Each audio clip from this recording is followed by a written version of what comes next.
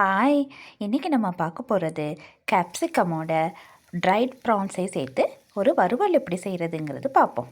அதுக்கு கேப்சிகம் 250 எடுத்து நல்லா கழுவிட்டு சின்ன பீசஸாக வெட்டி வச்சுருக்கேன்.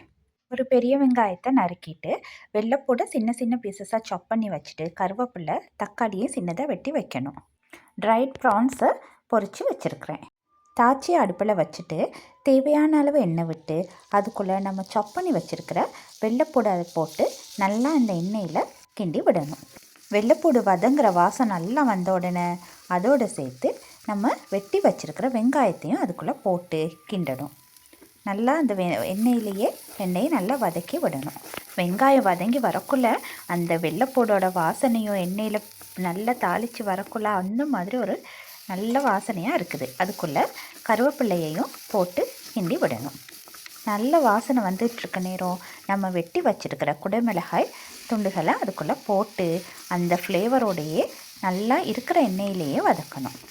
இதை நீங்கள் கொஞ்சம் மூடி வச்சு கூட வேக விடலாம். தண்ணி போடக்கூடாது. தண்ணி போட்டால் அந்த குடைமிளகாயோட டேஸ்ட் மாறிடும். இப்போ பாருங்கள், இந்த கன்சிஸ்டன்சி. இதுக்குள்ளே நான் எந்த தண்ணியும் ஊற்றலை, அந்த எண்ணெயிலேயே வேக விட்டு பரட்டி விடுறேன்.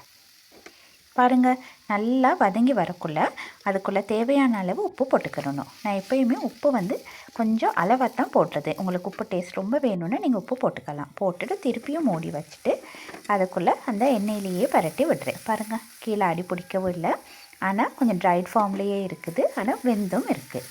அதுக்குள்ளே நம்ம வெட்டி வச்சுருக்கிற தக்காளியையும் போட்டு நல்லா கிண்டி விடணும். இப்போ பாருங்கள், அந்த தக்காளியோட ஃப்ளேவர், அதில் இருக்கிற வெள்ளைப்பூடு எல்லாமே சேர்ந்து அருமையாக வெந்து வந்திருக்கு. அதுக்குள்ளே நம்ம பொரித்து வச்சுருக்கிற ட்ரைட் ப்ரான்ஸையும் போடுறோம். போட்ட உடனே அந்த ட்ரைட் ப்ரான்ஸில் இருக்கிற எண்ணெய் இந்த தன்மையில் இந்த கறிமிளகாய் இன்னுமே நல்லா அந்த வறுவல் ஃபார்முக்கு வந்துடும். இன்னும் கொஞ்சம் நேரம் அடுப்பை லோவில் வச்சு அதுக்குள்ளேயே கிண்டி விடணும்.